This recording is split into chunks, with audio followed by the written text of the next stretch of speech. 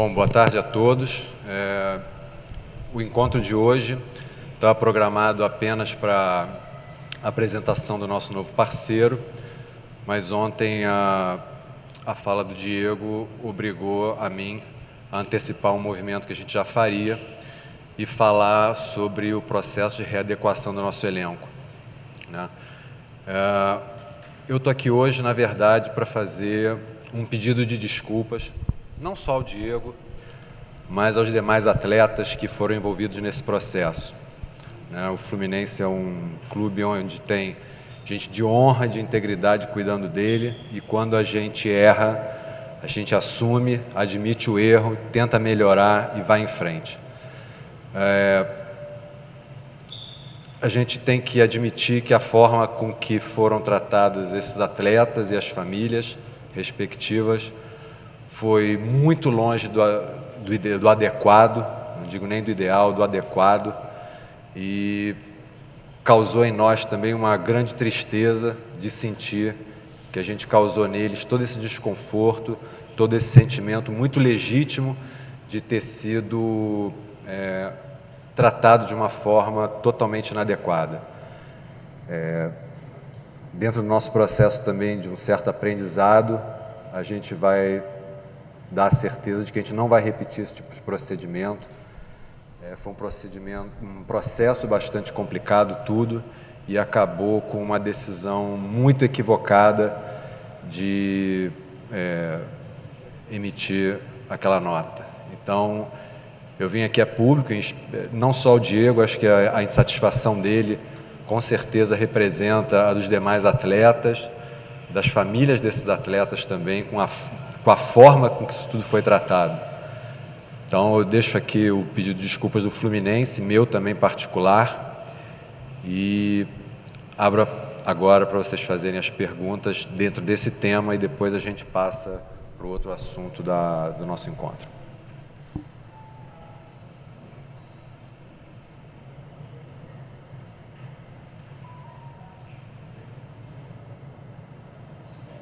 Tá bom. Entendi. Também tem só para fazer um complemento, é uma informação que assim, é uma homenagem que a gente faria mesmo ao Diego. Esse ano nossos goleiros não vão usar a camisa 12, era uma coisa que já estava pré-estabelecida. Enfim, uma pena que a gente esteja divulgando isso a posteriori da fala dele ontem, pode parecer até um certo casuísmo, mas isso já estava previsto que aconteceria. É uma informação adicional que a gente esqueceu de passar. Agora sim, as perguntas, por favor. Presidente, boa tarde. Aqui atrás, Fábio Azevedo, da Fox Sports. Aqui atrás, à sua esquerda. Não. Direita, aliás. Quando o senhor fala em pedido de desculpas, enfim, o Diego ele foi mais profundo, além da forma como ele foi tratado, que o senhor está se referindo. Ele até lembrou do caso do Marquinhos, que é um jogador operado, né, foi também dispensado, mas ele fala em relação aos atrasados. E ele tem vínculo com o Fluminense ainda. Então, ele, para negociar com o clube, ele tem que desvincular primeiro do Fluminense. O contrato dele termina em dezembro de 2019. Ele disse que com o senhor e com o Marcelo Teixeira ele não senta mais para conversar, porque, segundo ele tem dignidade e vocês não. Palavras do Cavalieri ontem que o senhor deve ter acompanhado. Diante desse quadro, como é que o senhor se posiciona para frente agora? Como é que o Fluminense faz em relação à rescisão dele? Eu entendo totalmente a mágoa dele, é perfeitamente compreensível. Eu espero realmente um dia poder conversar com o Diego, né? Como ele disse ontem, ele realmente não quis me cumprimentar no dia da reapresentação. Eu entendo, espero que isso um dia eu possa desfazer junto a ele pessoalmente. E o que eu posso dizer é que esse assunto está sendo tratado pelo nosso corpo jurídico, né? E hoje a gente está aqui para falar do erro que nós cometemos na forma do tratamento dos atletas e no nosso pedido de desculpas. A forma com que juridicamente as questões vão ser resolvidas, esse não é o tópico da nossa conversa. E para complementar, não só o Diego, todos os atletas merecem esse pedido de desculpa. Não adianta falar do atleta A, B ou C. Ontem, claro que o Diego trouxe todo o assunto à tona, e é óbvio que ele é o que está na imagem de todos, né? Mas todos os atletas merecem o mesmo respeito e vão ser tratados de forma digna, com certeza.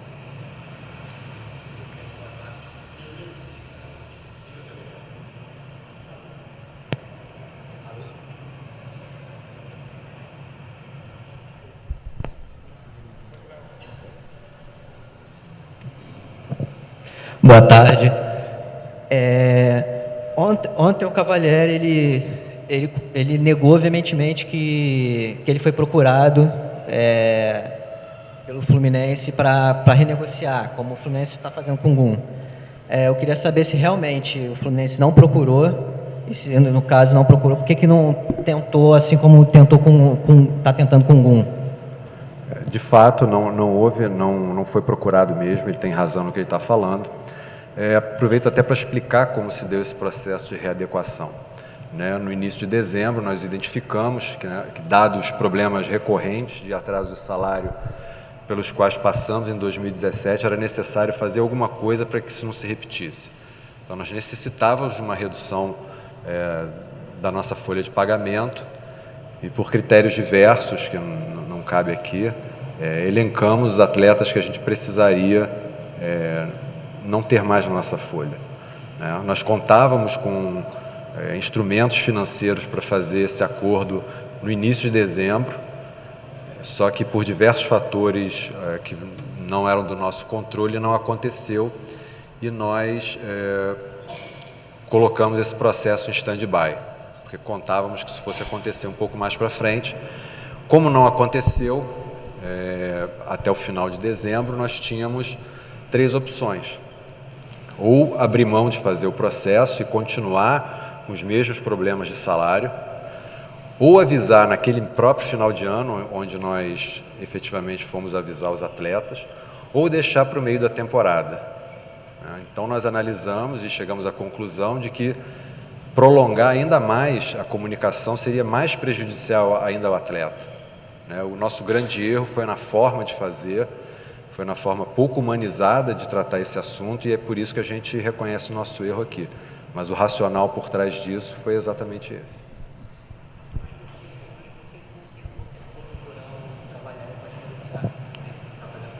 São questões jurídicas e trabalhistas diversas que, enfim, a gente entendeu que talvez não fosse possível por diversos motivos da própria legislação trabalhista. Boa tarde, presidente. Boa tarde. De quem partiu a ideia da lista de dispensas e o vice-presidente de futebol, ele ficou totalmente fora de toda essa estratégia, de todas as negociações? Não, no Fluminense, a necessidade de readequação do elenco era óbvia. A gente sabia que precisava fazer. Então, a gente precisava realmente enxugar o elenco, era uma ideia comum, e a gente foi fazer o estudo de quem a gente precisaria deixar de contar. O vice-presidente de futebol, o Fabiano, entrou já com esse processo em andamento. Tudo no Fluminense agora no futebol é colegiado. Participam várias pessoas, a gente não personifica na pessoa A ou B que pensou a ideia A ou B. Todas as ideias são discutidas e vão até o final. Bom dia, presidente. Bom dia. Qual foi a participação do Abel nessa lista? Porque ele deu uma entrevista dizendo que não sabia o que tinha acontecido. O Cavalieri falou ontem que o Abel foi surpreendido também, que contava com ele. Queria saber como foi a participação dele nesse processo. De fato, o Abel não sabia que o processo todo se daria naquele momento. Eu conversei com ele, efetivamente, que nós precisaríamos fazer a saída de alguns jogadores, e falei a ele quais eram os jogadores que a gente pretendia deixar de contar. E o processo em si, como se deu, ele efetivamente não sabia, também se surpreendeu, é verdade. E, enfim, essa foi a participação dele. Abad, queria que você comentasse uma declaração do Cavalieri, que ele disse que quando as coisas estavam boas, o Marcelo Teixeira aparecia e quando estavam ruins ele voltava para Xerém. Existe algum tipo de blindagem em torno do Marcelo Teixeira? Ou por que passa essa imagem para alguns jogadores, como o Cavalieri, o próprio Marquinho? Olha, não existe blindagem a ninguém, tudo aqui no Fluminense é profissional, o profissional que performa fica, o que não performa sai. Então, não existe nenhum tipo de blindagem. Quanto aos porquês, aí você tem que perguntar às pessoas que falam, não é a minha impressão. Mais alguém?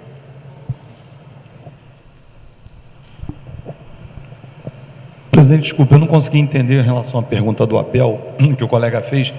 O Abel sabia dos nomes porque assim, ao Abel pouco importa se vai mandar embora devendo 10 ou pagando 30, a rescisão, isso ao Abel realmente não importa, mas ele sabia da escolha dos nomes, ou ele participou da escolha dos nomes de quem seria dispensado dessa lista de 8? Não, eu comuniquei a ele quais os nomes que a gente estava pretendendo deixar de contar, sim. Comuniquei os nomes. Eram mais nomes, não eram apenas esses, só que a gente fez um processo de realocação de diversos deles. E ele deu aval para todos os nomes que o senhor apresentou? Alguns nomes realmente ele preferia que ficassem, mas dada a necessidade absoluta, teve que se fazer. O Diego Cavalieri se encaixa em que não adianta a gente citar nomes individuais, porque a gente diferencia atleta A ou B e não é a intenção aqui.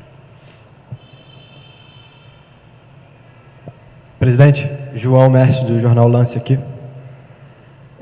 Sobre as declarações do Cavalieri, também falando do Marcelo Teixeira, eu perguntei a você, quando vocês estavam aqui na apresentação do Autuori, qual era o papel de cada um. Vocês falaram que o Marcelo Teixeira era ficar na base. Mas eu soube que ele negociou os jogadores, o Gilberto, o Jadson, teve participação dele, e também agora a dispensa foi nas costas dele. Porque qual que é a função exata dele? É mesmo ficar na base ou ele ainda tem alguma função no futebol profissional e em outras negociações fora da base? Queria saber assim, qual é exatamente a função dele no atual diretoria do Fluminense. Olha, o Marcelo Teixeira, ele voltou a ser o diretor da base, né? Só que por uma questão que o próprio Paulo Autuori colocou, ele veio para o Fluminense e disse que ele não participaria da negociação de salários, enfim, com os jogadores que estivessem vindo. Então o Marcelo pontualmente atua nessa questão, por enquanto, mas a função dele principal agora é da base. Ele trabalha em Xerém e, quando necessário, ele é chamado ao profissional para trabalhar especificamente em negociação de salários e condições contratuais, porque o Paulo prefere não fazer, e faz parte naturalmente do comitê gestor que tem um assento que é direcionado ao gerente da base. Bom dia, Pedro. A respeito do dinheiro da venda do Wendel e acerto salarial com o elenco, você poderia falar alguma coisa? Olha, eu não queria muito abrir para outros assuntos, porque esse assunto já é importante demais para a gente falar de outros assuntos. Mas, sim, só para não deixar você sem resposta e pedindo aos demais que, se puderem, se mantenham no assunto, sim, o dinheiro do Wendel, da venda do Wendel, quando efetivamente entrar nos cofres do clube, vai servir para honrar os compromissos que ainda não foram honrados. Abade, aqui. Sobre as declarações do Pedro Antônio também, falando especificamente da ida para a Flórida. Eu queria saber se, para vocês, assim, durante a ida para a Flórida teve algumas negociações aqui no Brasil, muita coisa estava acontecendo no Brasil enquanto vocês estavam lá. Eu queria saber se de você valeu a pena mesmo ir para a Flórida, ter que jogar com o elenco um pouco desfigurado lá, porque os jogadores voltaram antes. E já emendando na próxima questão, se a Vale Express tem alguma coisa a ver com a ida à Flórida, se teve algum negócio lá fora, ou se isso não tem nada a ver? Foi o que eu te falei, eu preferia não ficar falando de outros assuntos, tá? Assim, vamos manter aqui, acho que um outro encontro a gente pode falar de outros assuntos, tá? Desculpa.